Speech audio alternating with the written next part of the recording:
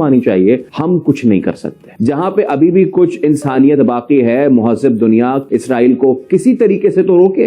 لبنانی دارالحکومت بیروت اور دیگر شہروں پر اسرائیلی بمباری کا سلسلہ نہ رک سکا. مسلمان جو مملکتیں ہیں اور اس کی قیادت جو ہے اس کی بے حسی کہہ لیجیے, کوئی بھی نام دے لیں آپ اس کو. یہ جنگ بڑھے گی, یہ جنگ پوری دنیا میں اور خاص طور پہ مشرق وسطیٰ میں, مڈل ایسٹ میں پھیلے گی.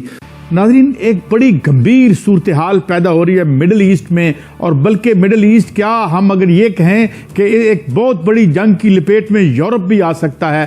پاکستان ایک ایسا ملک ہے جو اسرائیل کے لیے کبھی بھی خطرہ ہو سکتا ہے. ہم عسکری طور پہ کچھ نہیں کر پا رہے, ہم بڑے بڑے پلیٹ فارم سے کچھ نہیں کر پا رہے. ہر تنبیہ کو رونتے ہوئے اسرائیل کی ہٹ دھرمیاں جاری ہیں.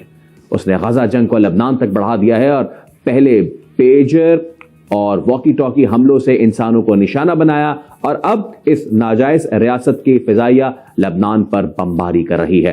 لبنان پر اسرائیلی بمباری میں ہلاکتوں کی تعداد 500 سے زائد ہو چکی ہے. امت مسلمہ سمیت دنیا کی تمام طاقتیں صرف زبانی مذمتوں کو کافی سمجھے ہوئے ہیں. مذمتی بیانات آگے بھی چلیں. پینٹاگون کا یہ بیان سامنے آیا ہے کہ امریکہ باقاعدہ طور پہ اپنی فوج بھجوا رہا ہے مڈل ایسٹ میں.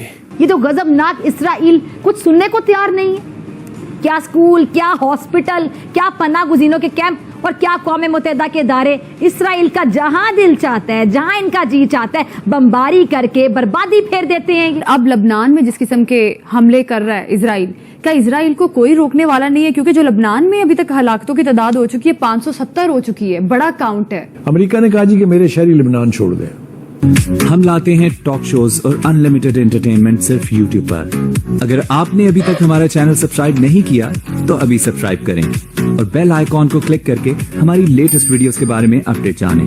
روس نے بھی جو ایک حملے کی دھمکی دے دی ہے, ان کیس اگر لانگ رینج میزائل جو ہیں وہ استعمال ہوتے ہیں ماسکو پر حملے کے لیے, تو پھر کیا یہ جنگ جو ہے وہ پھیل جائے گی پورے یورپ تک. اور دوسری بات یہ کہ ایران اور لبنان کے پاس شاید اب کوئی آپشن نہیں چھوڑا انہوں نے, اور چین نے اپنے تمام جو نیشنلز ہیں ان کو اسرائیل چھوڑنے کے لیے کہہ دیا ہے. کس قسم کی گمبھیر سیکیورٹی صورتحال پیدا ہو رہی ہے. ہمارے ساتھ موجود ہیں بریگیڈیئر مسعود خان صاحب, بہت شکریہ آپ کے وقت کے لیے.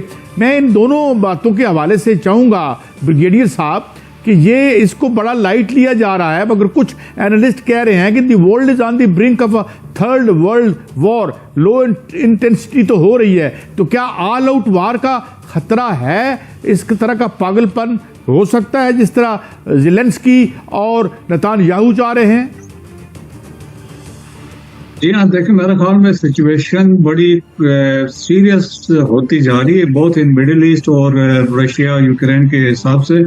مڈل ایسٹ میں دیکھیں جو ڈیولپمنٹس, ہم اگر اس پہ پہلے فوکس کریں کہ غزہ کو 90% ڈسٹرائیک کرنے کے بعد ابھی وہ فوکس کر رہا ہے حزب اللہ اور صدرن لبنان پہ, اور اب اس میں یہ ہے کہ اس کا الٹیمیٹ آبجیکٹو یہ ہے, وہ سمجھتا ہے کہ حزب اللہ والے جو ہیں, اسرائیلی سمجھتے ہیں کہ حزب اللہ والے جو ہیں وہ سپورٹ کر رہے ہیں ری بلڈ کرنے میں حماس کو, ایک طاقت کا ذریعہ ہے حزب اللہ والے, تو وہ ان کو ڈسٹرائے کرنا چاہتے ہیں. That is one thing. Second important چیز ہے ان کے لیے, دیکھیں کہ ان کو شکست ہو گئی ہے غزہ میں.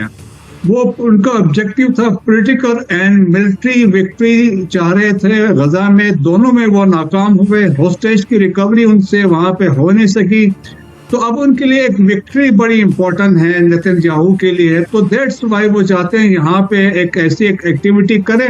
اور اب دیکھیں کہ جو ریسنٹ ڈیولپمنٹ ہوئی ہے ساؤتھ لبنان میں, اب تو اوور 2000 ٹارگٹس پہ انہوں نے اسٹرائکس کیے ہیں. پہلے پیجر اٹیکس ہوئے, اس کے بعد یہ اسٹرائکس ہوئی ہیں. 1000 کے قریب کے لوگ وہاں پہ مارے گئے ہیں. کوئی پوچھنے والا نہیں ہے, کوئی روکنے والا نہیں ہے.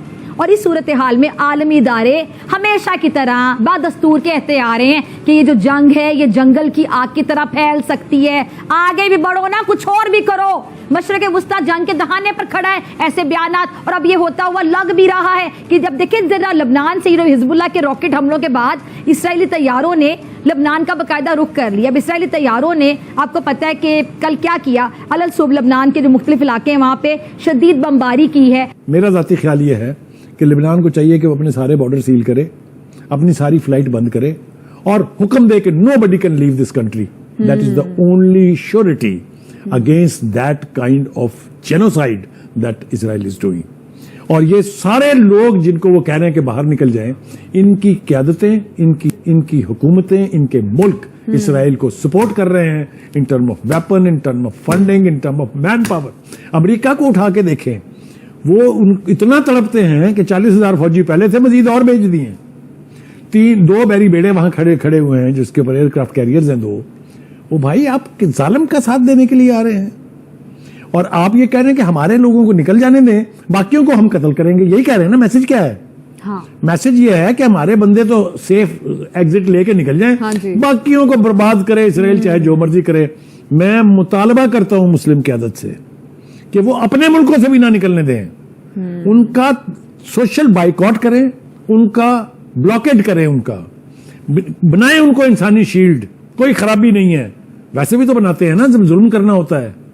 تو آپ ان کا داخلہ جو ہے, ان کا جو اخراج ہے, اس کو روکیں جس حد تک آپ روک سکتے ہیں. That's the only way to stop Israel from carpet bombing of Lebanon.